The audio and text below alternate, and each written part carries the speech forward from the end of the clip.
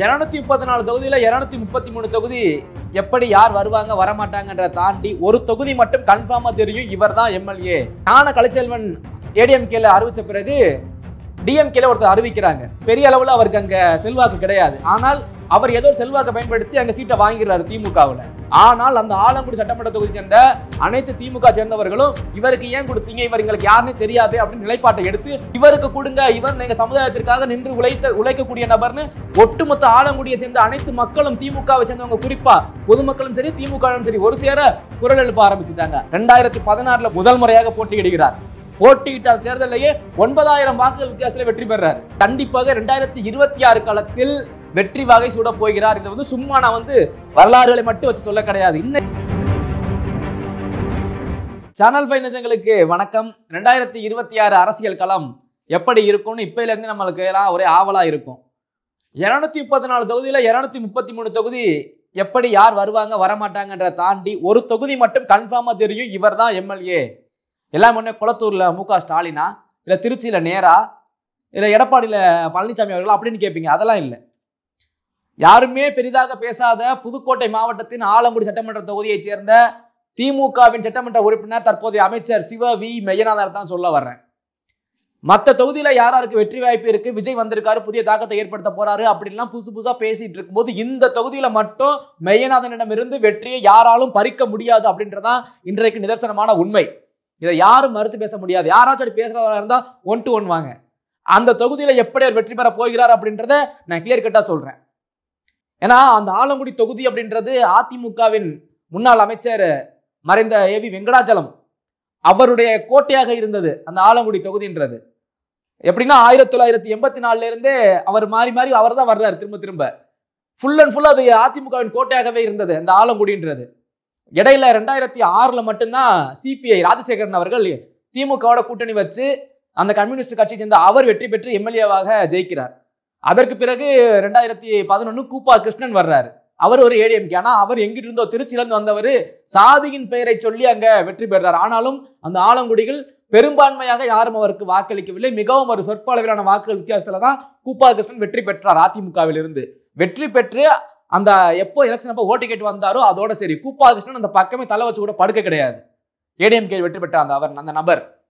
அதற்கு பிறகு அதிமுக சேர்ந்த நிறைய பேர் என்னப்பா இப்படி நம்ம கட்சியில் ஜெயிச்சுட்டு எங்க போனானே தெரியலையே, ஆள் அட்ரஸே காணும் இருந்த நேரத்துல தான் 2016 எலெக்ஷன்ல ஆலங்குடி சட்டமன்ற தொகுதியில சீட்டு அறிவிக்கிறாங்க திமுக தரப்புல இருந்து.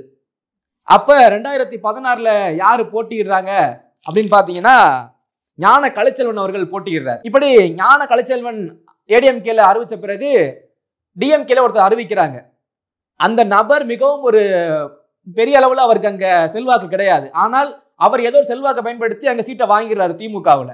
ஆனால் அந்த ஆலங்குடி சட்டமன்ற தொகுதி சேர்ந்த அனைத்து திமுக சேர்ந்தவர்களும் இவருக்கு ஏன் கொடுத்தீங்க, இவர் எங்களுக்கு யாருன்னு தெரியாது அப்படின்னு நிலைப்பாட்டை எடுத்து மெய்யநாதனுக்கு கொடுக்கணும். ஏன்னா அவர் அறந்தாங்கள அப்போ சேர்மனா இருக்காரு. இவருக்கு கொடுங்க, இவர் எங்க சமுதாயத்திற்காக நின்று உழைக்கக்கூடிய நபர்னு ஒட்டுமொத்த ஆலங்குடியை சேர்ந்த அனைத்து மக்களும், திமுகவை சேர்ந்தவங்க குறிப்பா பொதுமக்களும் சரி திமுகவும் சரி ஒரு சேர குரல் எழுப்ப ஆரம்பிச்சுட்டாங்க. அங்க ஆலங்குடிகள் போட்ட அந்த குரல் இங்க சென்னையில எதிரொலிச்சுது. உடனடியா முக ஸ்டாலின் அதுல பெயரை மாற்றாரு. மெய்யநாதனுக்கு தான் சீட் என்று அறிவிக்கிறார். வெற்றியில் எப்படி அங்க போய் வெடி வெடிச்சு கொண்டாடுவாங்களோ சீட்டு வழங்கியதுமே வெற்றி வெடிகளை போட ஆரம்பிச்சுட்டாங்க ஆலங்குடியில திமுகவினரும் பொதுமக்களும். அவங்களுக்கு தெரிஞ்சு போச்சு மெய்யநாதன் கண்டிப்பாக வெற்றி பெறுவார்னு. காரணம் அவர் மிகவும் எளிமையானவர், ஈஸியா அவரை போயிட்டு நம்ம யாரா இருந்தாலும் போய் அணுகலாம் அப்படின்ற ஒரு எண்ணம் அனைவருக்குமே இருந்தது. 2016 போட்டியிடுறாரு. ஞான கலைச்செல்வனை எதிர்த்து முதல் முறையாக போட்டியிடுகிறார். போட்டியிட்ட தேர்தலையே 9000 வாக்குகள் வித்தியாசத்தில் வெற்றி பெறாரு முதல் தேர்தலையே.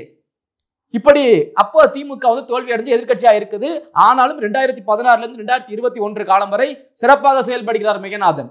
அதே அந்த சிறப்புக்காக 2021 மீண்டும் சீட்டு வழங்கப்படுகிறது மெய்யநாதன் அவர்களுக்கு. 2021 எப்படி வெற்றி பெறார் அப்படின்னு பாத்தீங்கன்னா 9000 ஓட்டு லீடிங் ஜெயிச்சார் 2016.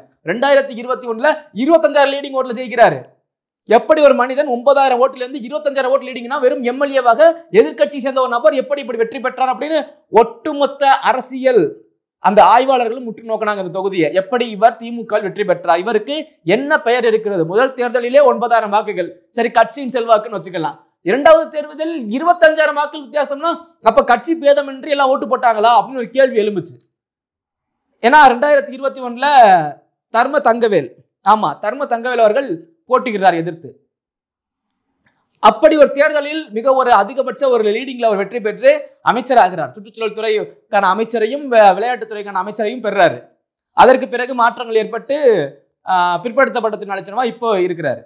சோ அப்படிப்பட்ட அந்த மெய்யநாதன் அவர்கள் கண்டிப்பாக 2026 காலத்தில் வெற்றி வாகை சூட போகிறார். இது வந்து சும்மா நான் வந்து வரலாறுகளை மட்டும் வச்சு சொல்ல கிடையாது. இன்னைக்கு காரணம், இன்னைக்கு என்ன நடந்துகிட்டு இருக்கு ஆலங்குடியில, நீங்க ஆலங்குடியை இன்னைக்கு நீங்க புரட்டி பார்த்தீங்க அப்படின்னா, அவரை தாண்டி அவரை நீங்க ஏடிஎம்கேயில் மிக செல்வாக்கு வாழ்ந்தவங்க யாரு? இப்ப எஸ்பி வேலுமணி, எடப்பாடி பழனிசாமியா இருக்கட்டும், அவரு நீங்க எவ்வளவு பெரிய ஆளுமைகளை கொண்டு போயிட்டு எல்லாரையும் இந்த தொகுதியில் பிரச்சாரம் பண்ணி பணப்பட்டுவாடாக்கள் என்னென்ன செஞ்சாலும் சரி, அந்த தொகுதியில் 25,000 ஓட் லீடிங் அப்படின்றது அதிகபட்சம் குறைந்தால் 20,000 குறையும். 20,000 ஓட் லீடிங்ல வரலாம். ஆனால் இப்போது இருக்கும் இந்த அரசியல் களம் அவருக்கு ஓட் லீடிங் அதிகமாகுது. நான் ஏன் மீதம் இருக்க 234 தொகுதியும் யார் வெற்றி பெறுவாங்க பெற மாட்டாங்கன்னு சொல்ல காரணம், புதிய விஜயின் ஒரு தாக்கம், அண்ணாமலை புதிதாக ஆட்சி ஆரம்பிக்க ஒரு பேச்சு, இப்படியெல்லாம் வரும்போது ஓட்டுகள் பிரியும். அப்ப எல்லாரும் லீடிங்கும் குறையும். ஆனால் ஆலங்குடி சட்டமன்ற தொகுதியில் மட்டும்தான் லீடிங் குறையவே குறையாது. மெய்யநாதனுக்கு என்ன ஓட்டு வாங்கினாரோ அந்த ஓட்டை விட இப்ப நியூ ஓட்டர்ஸ் வர்றாங்க பாத்தீங்களா, புது ஓட்டர்ஸ் 18 வயது ஆனவங்க, அவங்களுடைய ஓட்டு எல்லாமே அச்சு பிசலாம விழுக போகுது இந்த வாட்டி. எல்லாம் விஜய் விஜய் விஜய்.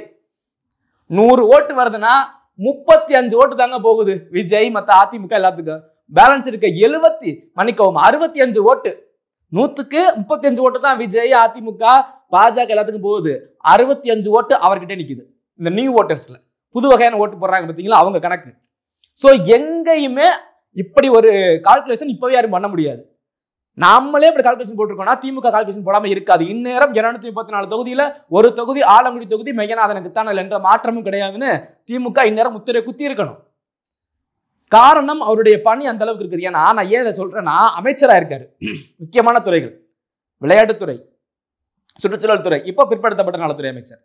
இப்படி சுற்றுச்சூழல் துறை அமைச்சராக இருக்கும்போது சரி, விளையாட்டுத்துறை எண்ணி கையில வச்சுக்கிட்டு எந்த அமைச்சராக இருந்தாலும் அவங்க கல்லாவை நிரப்புவதில் தான் கவனமா இருப்பாங்க. மக்களுக்கு மேக்சிமம் கெட்ட பேர் தான் வரும் ஒழுங்கா செய்யலன்னு யாரா இருந்தாலும். ஆனா இவர் ஒரு ஊர் விடலைங்க, எல்லா ஊர்லயும் என்னென்ன கேட்டாலும் முன்னாடியாக செஞ்சிருக்காரு.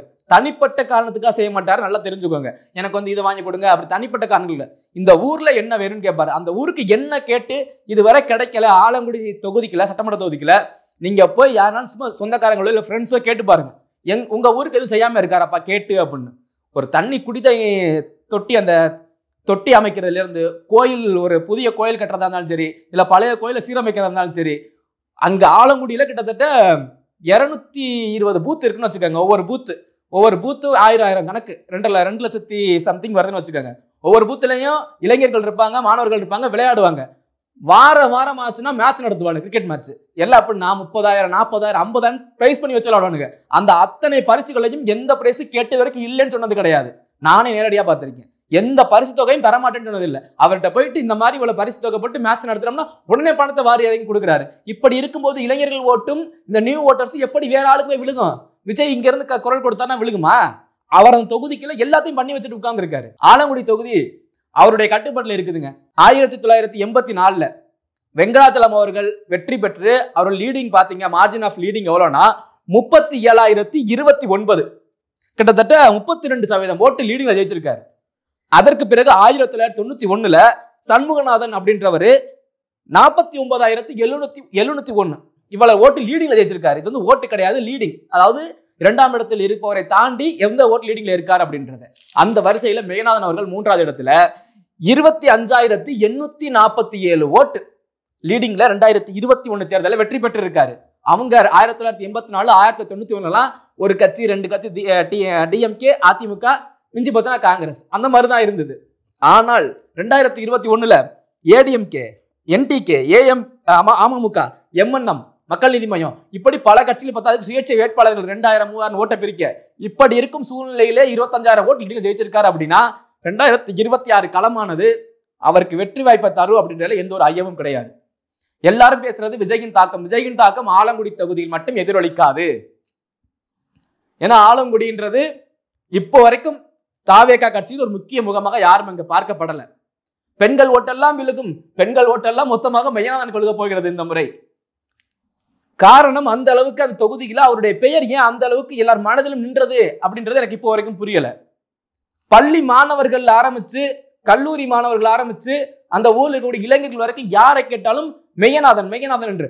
சீரியஸா நான் அந்த ஊர்ல இருக்கும்போது யாருன்னே தெரியல, ஒருத்தவங்க ஜஸ்ட் ஒரு மைக் கூட வந்து சர்வே எடுத்துட்டு போறாங்க. அப்ப டீ கடையில நிக்கிறாங்க, நான் அந்த இடத்துல பார்த்துட்டு இருக்கேன், கேட்கறாங்க இந்த தொகுதியில யார் வெற்றி பெறுவாங்க அப்படின்னு. அப்ப எல்லாரும் இருக்கவங்க மெய்யநாதன் தான் வரப்போறாரு, மெய்யநாதன் தான். அந்த சர்வே எடுக்க அந்த பையன் ஏதோ வெளியூரை சேர்ந்தவன், அந்த பையன் சொல்றான், என்னப்பா இங்க யாரை கேட்டாலும் மெய்யநாதன்றாங்க, இவருக்கு ஆப்போனன்ட் யாருமே இந்த ஊர்ல இல்லையா அப்படின்னு அந்த நபர் கேள்வியை கேட்டுட்டு அந்த இடத்துல நகர்ந்து போனான். அப்பதான் நானும் யோசிச்சேன், மெய்யநாதனுக்கு ஆலங்குடியில் யார் ஆப்போனன்ட், சரியான ஒரு எதிரில் நின்று விளையாடக்கூடிய நபர் யாரு அப்படின்னு பார்த்தேன். யாருமே கிடையாது ஆலங்குடியில. அதிமுகவும் சரி, பாஜக, தாவேக இருக்கக்கூடிய அனைத்து கட்சிகளும் ஒன்றிணைந்து நீங்க எதிரில் ஒருத்தர் நிப்பாட்டினாலும் இவரை நீங்க எவ்வளவு போஸ்ட் காட்டினாலும் அதிகபட்சம் இவரை நீங்க 15,000 ஓட் லீடிங்க்கு மேல இவரை சாய்க்கவே முடியாது அந்த தொகுதிக்குள்ள. இவர் இருக்கும் வரை அந்த தொகுதியில் இவர் தான் எம்எல்ஏ அப்படின்றத அந்த மக்களே ஏத்துக்கிட்டாங்க. பல பிரச்சனைகள் ஆலங்குடியில வந்தது, இடையில கூட நிறைய சாதி கலவரங்கள்லாம் கூட ஒரு கோயில வச்சு வந்தது. அதை கூட கிளவரா ஹேண்டில் பண்ணி அவர் மேல இந்த ஒரு கெட்ட பேர் வராம தான் 2 பக்கம் சால்வ் பண்ணியிருக்காரு. ஆனா இங்கிருந்து நிறைய பேர் அரசியல் பண்ணாங்க, நிறைய பேர்லாம் நான் பார்த்தேன். அந்த அரசியல் எடுபடல, ஈஸியா அந்த விஷயத்தை ஹேண்டில் பண்ணி 2 பக்கம் சமாதானம் பேசி முடிச்சு வச்சார் பிரச்சனை. ஆனால் இங்க சென்னையில இருந்து அங்க வரைக்கும் போனீங்க அந்த பிரச்சனையை பெருசு பண்ணி சாதி கலவரமா மாத்தி விடுறதுக்கு. ஆனா அவர் அதை ஈஸியா கிளவரா ஹேண்டில் பண்ணார். மிகப்பெரிய சீனியர்கள் செய்ய முடியாத கூட செஞ்சு காமிச்சாரு. அதனாலதான் சொல்றேன், அவர்கிட்ட பாஜக பலிக்காது. 2026ல 234 தொகுதிகள் 233 தொகுதி எப்படி போகும் அப்படின்றத பின்னாடி பார்ப்போம். இந்த ஒற்றை தொகுதின்றது டிஎம்கேக்கு எழுதியாச்சு, குறிப்பா மெய்யநாதனுக்கு எழுதியாச்சு, அதுல மாற்றுக்கிறதே கிடையாது. அதிமுகவில் எத்தனை பேர் போட்டி போட்டாலும் சரிங்க, நான் சொன்ன மாதிரி தான் மொத்த கட்சியும் கூட்டணிக்கு சேர்ந்து அமைச்சாலும் அவரை வீழ்த்துறது எழுது கிடையாதுங்க. இதை வந்து நீங்க மறுத்து பேசுனா என்ன, நீங்க என்ன பாயிண்ட் வச்சு பேசுவீங்கன்னு சொல்லுங்க பார்ப்போம். அமைச்சரானது ஒண்ணுமே செய்யல, அவர் கார்ல போயிட்டு சின்ன பையன் கையை காமிச்சு நிப்பாட்டினாலும் காரை நிப்பாட்டுறாரு, என்ன பிரச்சனை ஏதுன்னு கேட்கிறாரு. இப்படி ஈஸியா அணுகக்கூடிய ஒரு அமைச்சர் கிடைப்பாரான்னு அந்த ஊர்ல இருக்கக்கூடிய எல்லாரும் கேட்பான். நீங்க முதல்ல அவர் 2016ல சீட்டு கிடைச்சிச்சு பாத்தீங்களா, அப்ப சீட்டு கடை சென்னையில இருந்து வர்றாரு, இறங்கி கேப்பற, குறிப்பா புதுக்கோட்டையில இருந்து கேப்பற, அங்க இருந்து ஆலங்குடி தொகுதி ஸ்டார்ட் ஆகுது. அந்த கேப்பரில் இறங்கி மண்டிக்கிட்டு மண்ணை தொட்டு வணங்கி ஓட்டு கேட்க ஆரம்பிச்சாரு. அங்க ஆரம்பிச்சாரு, கடைசி எண்டு வரைக்கும் போனார். அப்பவே அவருடைய மண்ணுக்கான நம் மைந்தன் இவன் தான் அப்படின்றத எல்லாருமே தெரிஞ்சுக்கிட்டாங்க. அங்க சுத்தி இருந்தவங்க எல்லாமே ஒரு மாதிரி எமோஷனல் ஆயிட்டாங்க. இப்படி அவர் சீட்டு கிடைத்தாலும் நம்ம மண்ணை மறக்காம தொட்டு நம்மளுடைய பாரம்பரியத்தை நினைச்சிருக்காரு அப்படின்னு சொல்லிட்டு அங்க ஓட்டு கேட்க ஆரம்பிச்சு. நீங்க எந்த ஊர்ல நீங்க யார்கிட்ட வேணாலும் கேளுங்க, ஆலங்குடி அவர் சீக்கிரத்துல மெய்யநாதன் விட்டு போகாதுங்க. இந்த திராவிட திமுகவின் அரசியலை நன்கு புரிந்தவர் மெய்யநாதன். அவரை நீங்க வீழ்த்துறது சர்வசாதாரணம் கிடையாது. மெய்யநாதன் சிட்டிங் எம்எல்ஏ அப்படியே தொடர போகிறார். 2026 காலம் என்னால் அடித்து கூற முடியும். அந்த தொகுதியின் அவரை எதிர்த்து போட்டியிடக்கூடிய வேட்பாளர் யார் அப்படின்றது மட்டும்தான் எதிர்பார்ப்பா இருக்கு. அவரை எதிர்த்து யாருங்க நின்று ஜெயிக்க போறா, நிக்கிறவருக்கே தெரியும் நம்ம ஜெயிப்போமா மாட்டோமா அப்படின்னு. போன முறை நின்ற அவர் தர்ம தங்கவேலுக்கும் தெரியும், ஞான கலைச்செல்வனுக்கும் தெரியும் நம்ம வெற்றி பெற போறது கிடையாது அப்படின்னு. அவங்க 2 பேருமே தெரியும். இதுவரை ஆலங்குடியை அதிமுகவின் கோட்டையா வச்சிருந்த வெங்கடாச்சலத்தினுடைய நினைவு அஞ்சலி நடக்கும் பார்த்தீங்களா, அந்த நாள்ல இவர் அங்க போயிட்டு சூடம் கொளுத்தி தீபாவளி காமிச்சிட்டு வர்றாரு. இப்படி இருக்கும்போது அந்த ஓட்டு எங்க போகும் சொல்லுங்க? வெங்கடாச்சலத்தினுடைய கல்லறைக்கு சென்று மரியாதை செலுத்திட்டு வர்றாரு. அப்ப அதிமுக பார்க்க மாட்டான், எதுவும் பார்க்க மாட்டான். நம் இனத்தான் ஒருவன் நமக்காக நிற்கிறான், வெங்கடாச்சலத்துக்கு பிறகு நமக்காக நிற்கிறான்னு வெங்கடாச்சலத்துக்கு இருந்த கூட்டம் அனைத்தும் இப்ப மெய்யநாதனுக்கு போக ஆரம்பிச்சிருச்சு. அங்க கட்சி எதுவுமே கிடையாது, பேருக்கு வேணா பின்னாடி அதிமுகன்னு போட்டுக்கலாம். இந்த பார்த்தீங்களா, இந்த உள்ளாட்சி எலெக்ஷன் நடக்கும், உள்ளாட்சி தேர்தல், அப்ப மட்டும்தான் கட்சி ரீதியா ஒதுங்கி வேலை பார்ப்பான். இந்த தேர்தலுக்கு இனம் சமுதாயம் என்ற அடிப்படையில ஒரு சேர மெய்யநாதன் பின்னாடி நிக்கிறாங்க ஆலங்குடி தொகுதிகளை. இது கண்ணால பார்த்தது நான் சொல்றேன். அங்கே யாராலும் அவரை வீழ்த்த முடியாது. ஆலங்குடி தொகுதியில் மெய்யநாதன் தான் வெற்றி வேட்பாளர் அப்படின்றத நம்மளுடைய கருத்து கணிப்பு சரியாக இருக்கும். இந்த கணிப்புன்றது மாறவே மாறாது. மாறுச்சு அப்படின்னா நீங்க என்ன சொன்னாலும் நான் கேட்கிறேன். இந்த தொகுதியை போல அடுத்த ஒரு தொகுதியோடு சந்திக்கிறேன். நன்றி.